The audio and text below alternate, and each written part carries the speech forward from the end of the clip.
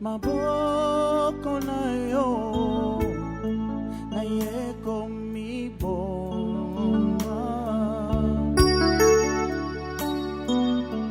sembola loboko na yo na bomoy na ngai kono Yesu yung kolo lang nga nako bangali susute mikakatano zambe aye bingayo so ako sumba kono Yesu Yesu yung kolo nanga nako bangali susute mikakatano zambe aye bingay yoso ako sumba nako bangali susu soko kufate ata eyeleloyo manako munayo kolo Yesu Yesu yung kolo nanga nako banga disusute mikakatano zambe aye bingay yoso ako sumba atapasi eleki minyoko yango yo atabako sekangai ngana yebiete nakotika nzela na yote oyo kolonanga kamata loboko nangai tambwisa ngai na sembo eyone bamoy nangai Yahweh yone elikya nangai oh nafuka meri yo Yahweh papa nanga Yahweh yo voilà, shalom, shalom, papa, shalom, maman, shalom, Katalo sambo to bengi kuta, sambo ebana na Nzambe, sambo bien-aimé de le Seigneur, grâce à Nzambe tozali kolo ya ngomba to bengi Sinaï, ayo oyo koluka longi na Nzambe, bongo na phase finale na biso awa Nzambe esaki biso etinda, tokota na kati ya jeûne et prière il y a 3 jours, oyo ko permettre pa na biso to sambela penza to mona loboko na Nzambe. Papa maman na yebi ke osambelaka déjà trop, yebi ke osambelaka déjà bien, mais nangolo na Nzambe tata to ngai to kota siko na kata ba principe ya prière pour que tout le monde a ba réponse na kata ba vie na biso. C'est comme ça que na midi na lelo to invité ndeko nyonso oyo za na biso likolo na ngomba bisiki ezali yo Nzamba pambola yo banda déjà ko partager ko aimer ko commenter ko bengisa bandeko to sambela ensemble Nzamba ko zanga te ko pambola yo. To ngi to kota na kata lo sambo bien-aimé dans les seigneurs. Au micro de cet après-midi, c'est encore votre humble serviteur, l'évangéliste Emmanuel Kisema. Motoni Nzamba telemisi pona to memana kati ya losambo. Tike pa ezomi biso to sambele pa ina Nzambe, to tonda pe to pambola Nzambe na biso pona nyonso kola osela biso. Prions au puissant de Jésus-Christ. Ozali Nzambe makoki nyonso kola na biso. To yena sia makolo na yo lelo ko pambola kombo na yo. To yeko tombola bon Nzambe na kati mabota na biso. Merci parce que tu es merveilleux. bolingo pe bonzambe na onde tondi na kati na biso yawe makasi na kati ya losambo tozozonga kepai na yo totondi yo lisusu éternel notre Dieu ozali nzambe ya makoki nyonso bolingo pe grâce na yo nde ezali kotambulisa biso. Merci éternel notre Dieu pour na après-midi ya lelo. Merci pour na makasi ozo continue kopesa biso. Merci pour na bolingo ozo continue kotia na kati ya mitema na biso.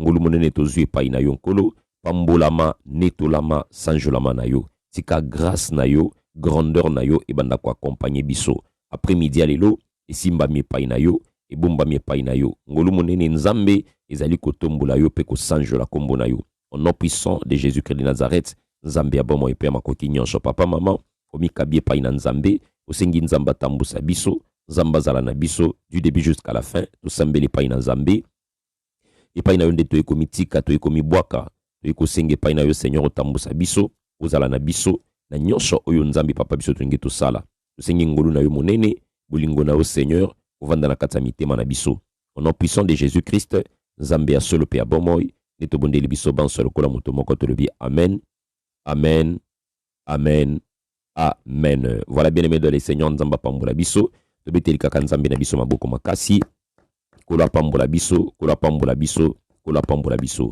bien aimé dans les Seigneur tika bolingo ya nzambe tambola na biso ensemble na après-midi na lelo bazote ya biso sur la réponse de Dieu. Ceux qui t'ont jeûné bien aimé dans les Seigneur pendant 3 jours c'est parce que nous avons besoin de la réponse de Dieu.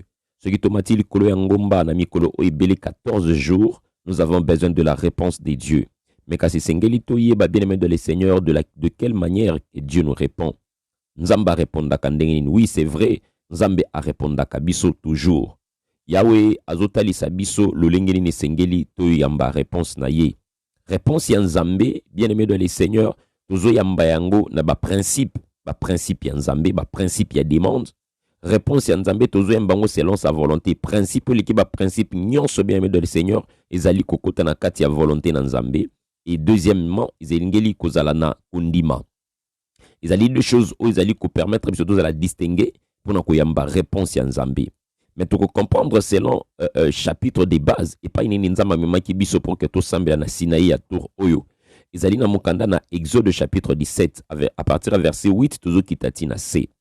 Kuna bazobetela biso lisolo ya attaque oyo Israël a subisaki et pas na ba Amalécite. Et bongo tindaki Moïse a se départager azwa Josué apesa ye mokumba ya kobunda na se na épée et ye amataki na montagne akende ko sambela pa na nzambe. Kuna baza kotalisa biso que lorsque Moïse abandai kotombola maboko na ye Israël abandai kolonga. Puis lorsque abandai kolemba kokitisa Israël abandai ko perdre. Et singaki na ba compagnon na ye bavandisa ye likolo na libanga bongo ba simba maboko na ye afin que Israël a continué kolongwa. Et sala ki pe bongo Israël a continué ki kolonga kino tango moye kende ki kolala banguna na bango nyonso bakufaki. Ici bien aimé dans les Seigneurs na après-midi lelo donc total sabiso que Dieu répond et agit à cause de lui-même. Nzamba sala kate parce que tu es intimidé. Nzamba sala kate parce que tu es impressionné na kokausa ba mbebo na kokausa ba estomac na biso. Nzambe bien aimé Seigneur azali ko répondre selon sa volonté. Mais ba prière na biso esengeli esalama selon volonté ya Nzambe, c'est-à-dire selon ce que Dieu veut, selon ba désir ya Nzambe et non selon ba propre désir na biso moko. Esengeli peto kwa ko comprendre peto yeba lisusu eloko moko et que ba réponse ya Nzambe ekoki kozala oui, ekoki kozala non, ekoki pe kozala attends. Ce qui totangi na katsa Bible to komona eza na bato Nzambe ayambaki losambo na bango, eza na bato Nzamba zelisaki bango pona kotala persévérance ya moto. Ezali pe na bato Nzambe pe a répondre ki bango pété. Ezali koloba na biso que succès ya prière na biso ezali ko dépendre na foi otozanango. Ezali ko dépendre na alignement ya ba demande na biso. Nzamba ko ki ko répondre yo te pourquoi bato musu peut-être ba ko zala choqué. Comment est-ce que ngana ko sambela Nzamba yo kangaite. Bien aimé dans le Seigneur, Nzamba ko ki ko répondre yo parce que ngonga wana prière na yo ilandi alignement ya demande ya Nzambe ya volonté ya Nzambe. Au sambeli et concorder et continuer à ta volonté dans Nzambe, Nzamba répondre yo automatiquement.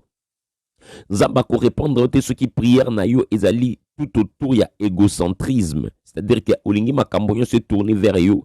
Ozo sambela pour que bato ba mona yo, ozo sambela pour que okanela mutu. Kina o sambela aso ki Nzamba pesinga mutu kana kende ko monsa mama intel pasi Nzamba ko pesote.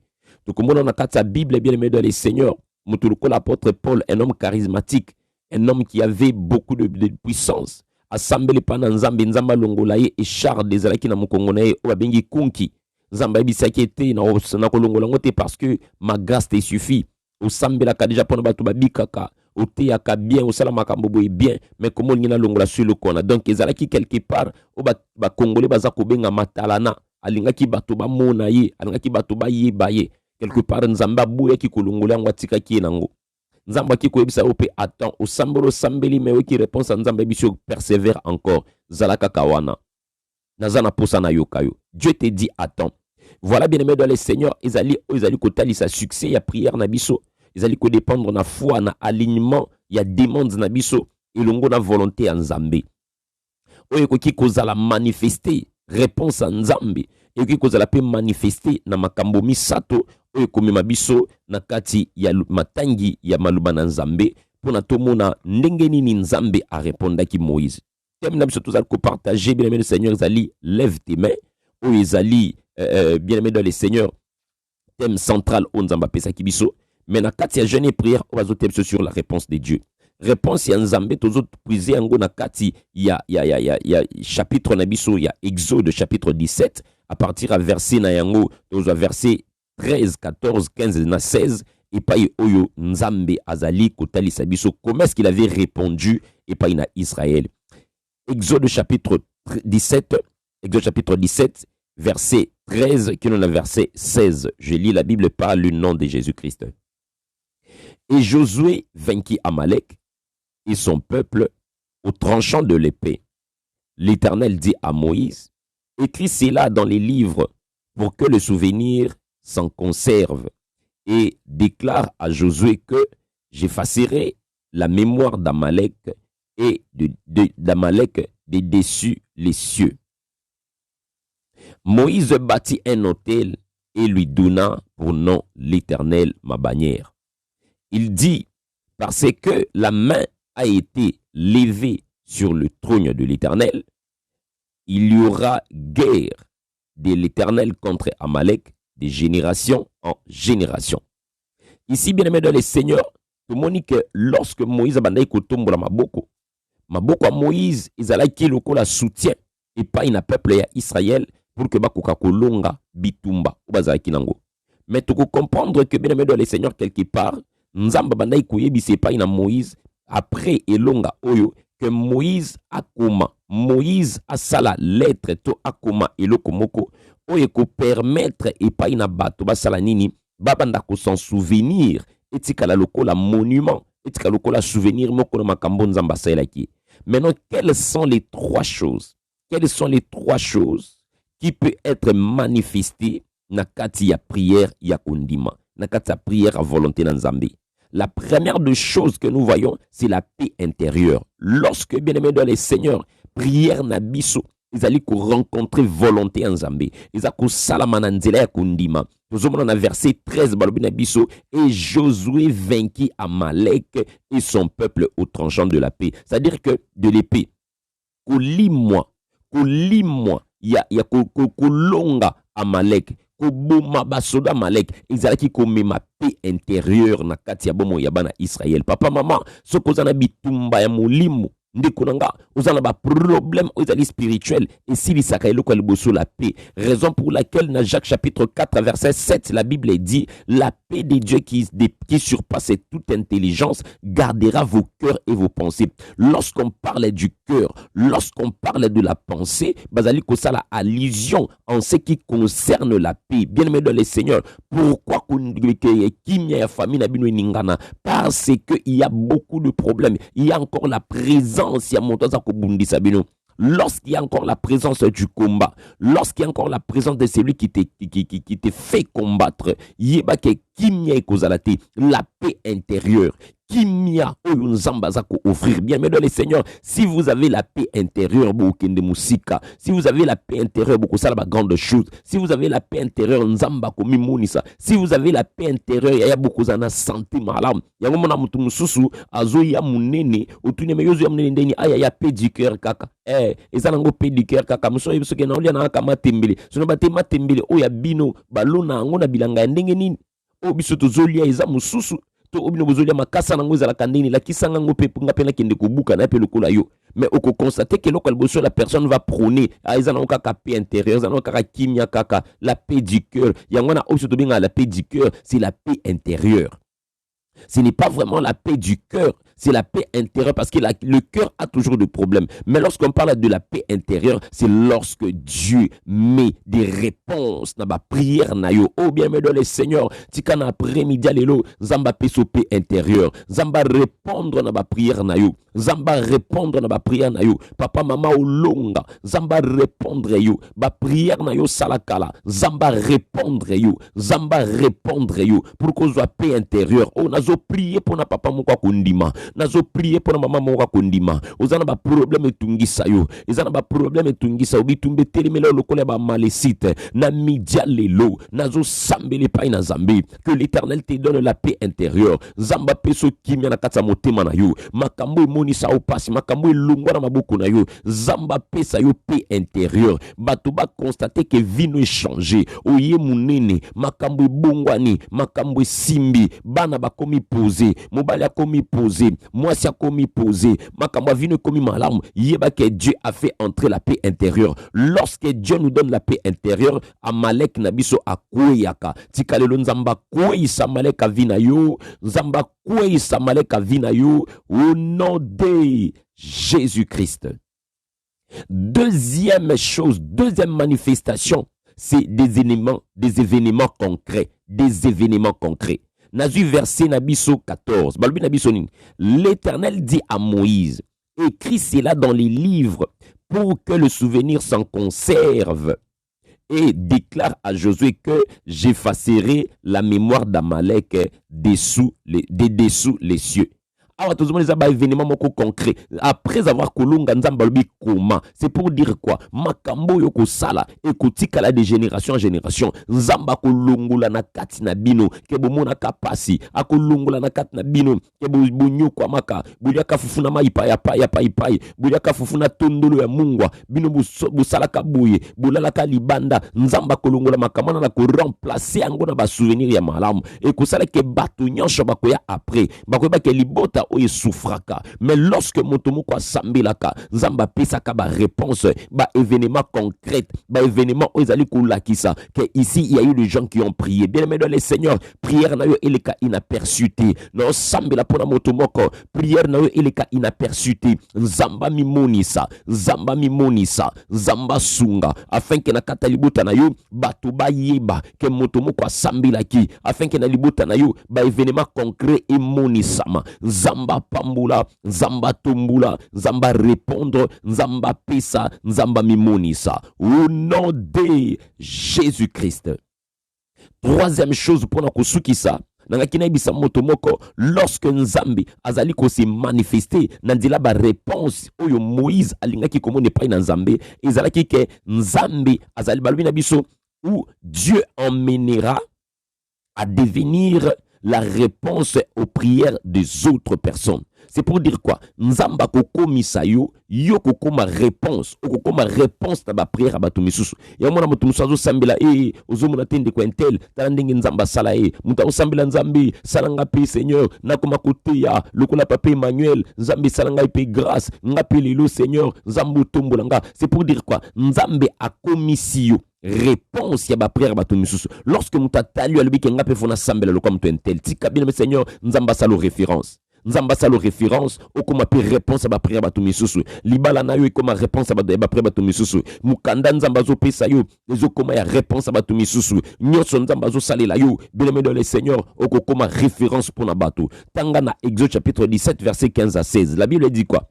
Moïse bâtit un autel et lui donna le nom de l'Éternel, ma bannière. Ça dit que lorsque albi que l'Éternel est devenu ma bannière, nzamba commis référence à ba peuple nyonch. Si ka prière na yo et commis nzamba référence à ba to nyonch, ba to ba banda ko luka ya yo sambela ka nzambe ni, o sambela ka na église ni. Na yo ka koko taka live moko boza kanini maombi to ezala kanini ye pesanga ipe lien tindela nga numéro papa Emmanuel pesanga ipe nga pena bana kokota. C'est-à-dire que moto atali la façon dont tu as changé le lengeni ni nzamba répondre yo komi référence, nzambe no commission référence pour na bato misus papa na ko sambela lokola yo nzamba lobi ke yo kalbi na biso il dit que parce que la main a été levée sur le trône de l'Éternel, il y aura guerre. Lokola maboko na yo ezalaki kotombama. Lelo biso nso komi kotombola maboko na kata Sinaï. Pour nini parce que Moïse a tombola ki maboko. S'il n'y avait pas quelqu'un qui avait levé ses mains à trône en Zambie, bien le Seigneur, nanga kina bisao que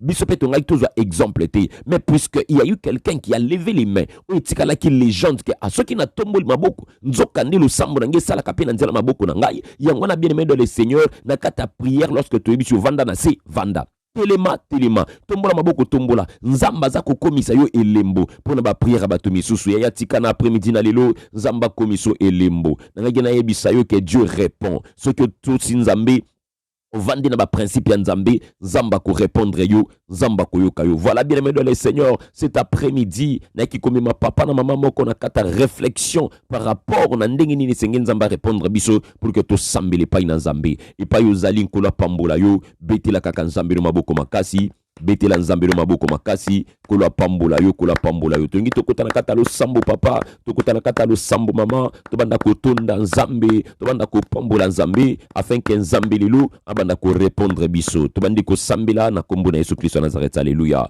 Oh Dieu de gloire papa to poussane pa ina yo na après-midi na lelo tokotonda kombo na yo tokotonda bonzambe na yo nzambe ya makoki nyonso papa na poussane pa ina yo yawe tombola mana yo Seigneur après-midi lelo na kumisi kombo na yo. Merci pamba tenkolo Seigneur Dieu de gloire oyo kaka lo sambo ya bana oyo kaka lo sambo ya batata oyo kaka lo sambo ya bamama oyo kaka lo sambo na biso tango topusana ka epai na yo tango topusana ka epai na yo mo santo ya Israël nzambe toye na sama kolo na yo papa toye kotombola yo Jésus papa toye kotombola kombo na yo na kati ya mabota na biso e nzamba makoki nyonso papa ou permettre biso Seigneur toleka na nzela ya komba na kati ya bakomba ya bafamille ou permettre biso nzambe toleka Seigneur Dieu de gloire na kati ya bitumba ya ba famille lelo toye pai na yo mo santo ya Israël lelo toye pai na yo kolo na biso nzambe toye kotonda kombo na yo toye kopambola bozambe na yo yawe nzambe na bomo Seigneur Dieu permettre biso lelo yawe toye ba nzamba makoki nyonso nani oyo zali na nzela ya prière après-midi lelo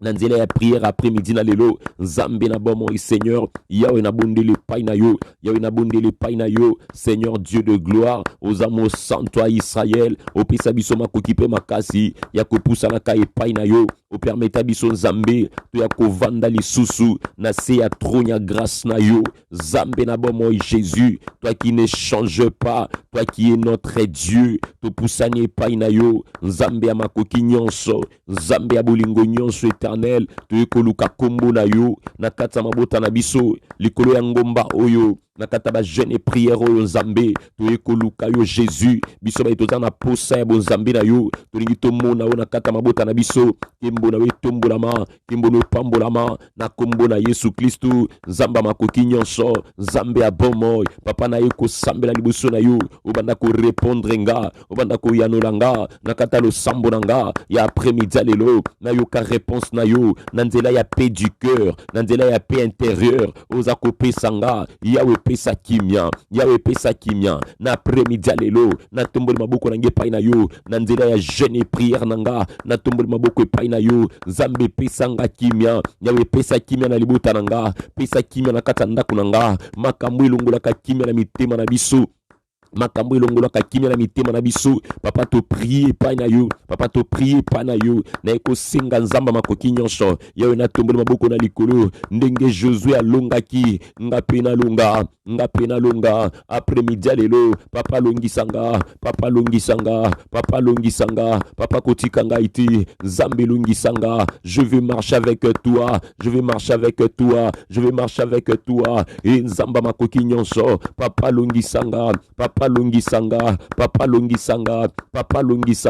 oh Yahweh nazana posa na yo nzambe mimoni sana yo Adonai notre Dieu Adonai notre Père bolingo pe bo zambe na yo ezotombola manakata mabota na biso papa donne-moi la paix intérieure yaya bando plie pa na zambe papa tombola mongongo na yo na après-midi lelo yebisa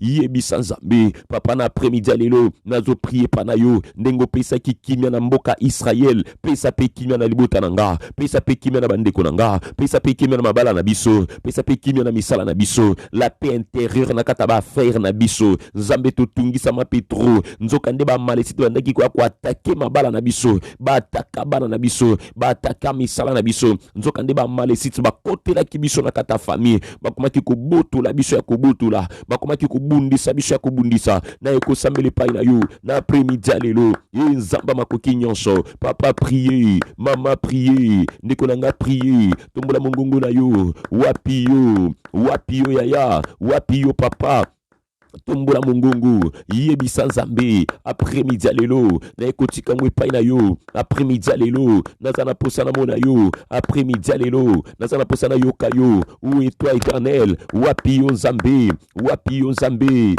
yo nzambe ngolu na yo Jésus na kata libota nanga ngolu na yo Jésus na sia libota nanga nzambe e papa kangola biso yawe kangola liboto yo liboso père de gloire ya maleke ndenge nazo sambila na tombola maboko na likolo na bandio longa papa tombola maboko na likolo lokola Moïse afin que bandeko no balonga mama tombola maboko na yo bandeko no balonga ndeko nanga tombola maboko no likolo libota no ilonga papa tombola maboko bando prier pa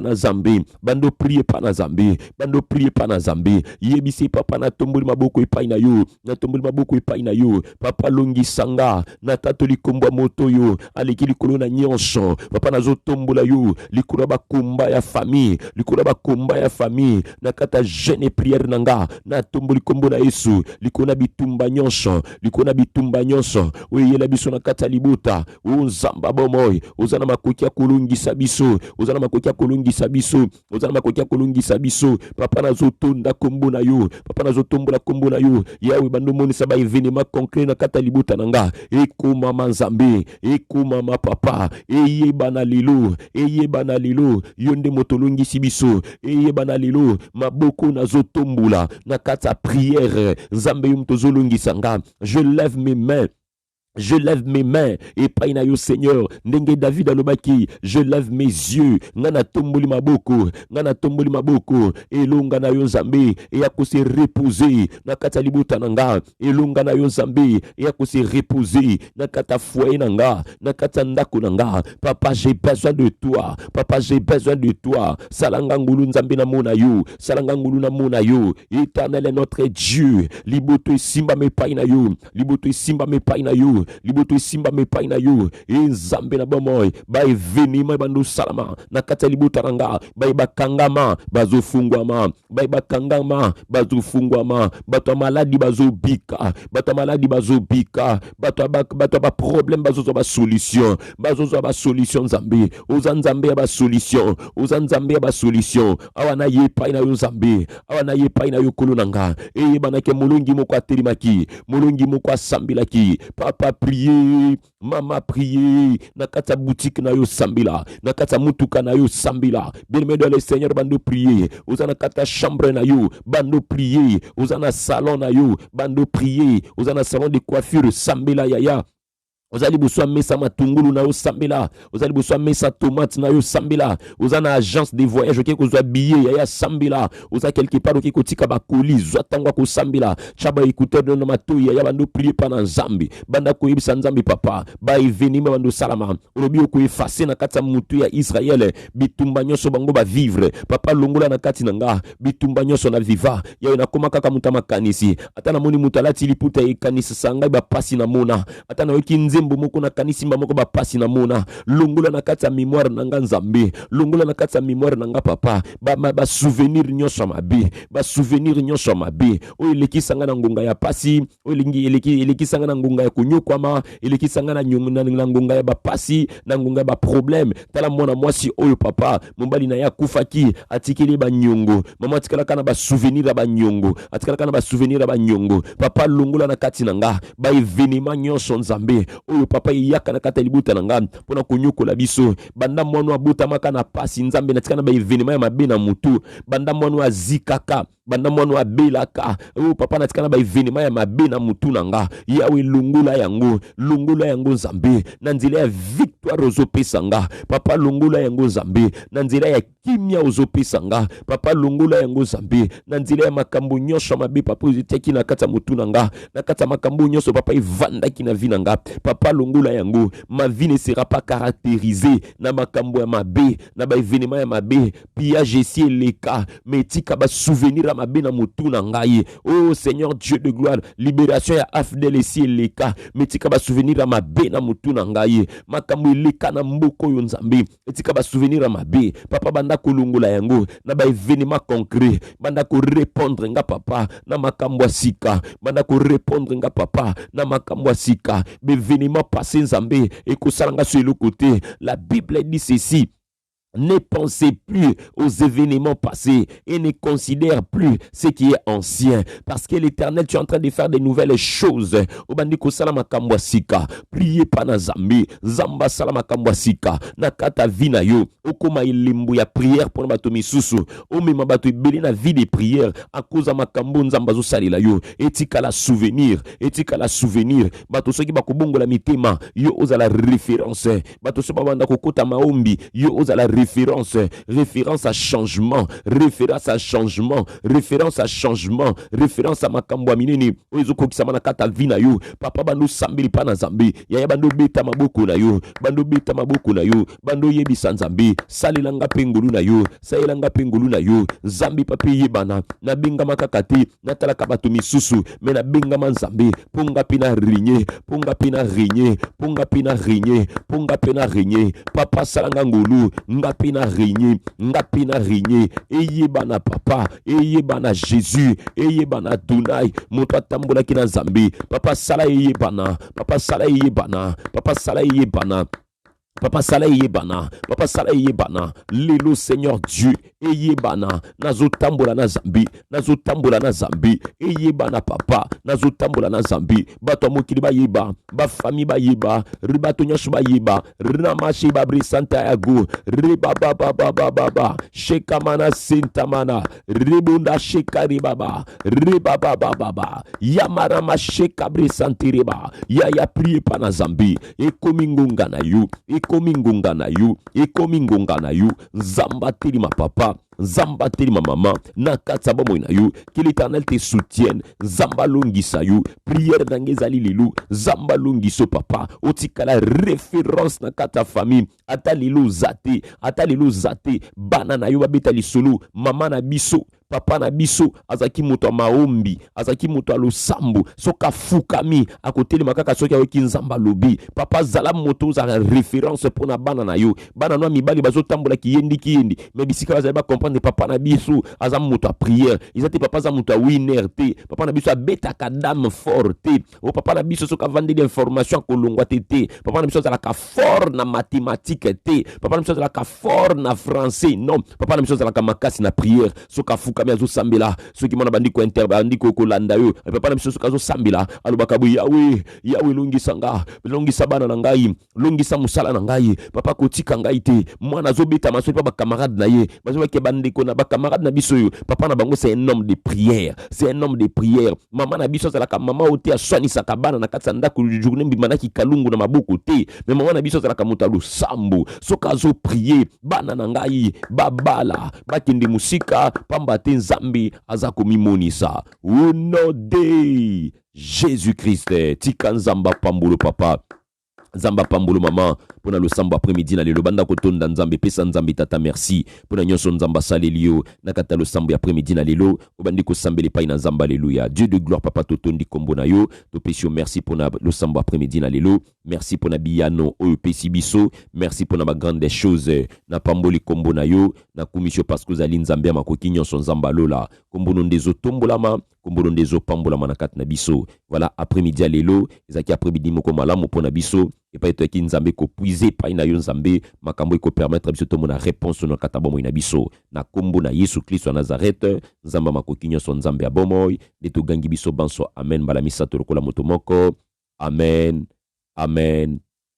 ogangi Jésus-Christ est Seigneur Jésus-Christ est Seigneur Jésus-Christ est Seigneur Jésus-Christ est Seigneur ganga makasi naza molongi na kudomine au nom de Jésus-Christ. Alléluia. Merci bien-aimés dans les Seigneurs. Kola pambola biso pour votre présence dans le samedi après-midi dans l'élo. Merci pour notre j'aime, merci pour notre partage, merci pour votre patience malgré le réseau, malgré nous, mais on est là par la grâce de Dieu. Kola pambola biso to kutani na butu na katalo sambo na biso à 22h, mais à 18h au fongoli jeune nayo au lieu au meli après to zongi na katalo sambo na 22h. Nzamba pambola biso par la grâce de Dieu. Bonne suite de journée na kombo na Jésus Christ à Nazareth. Amen. Maombi ensemble pour la délivrance de la famille.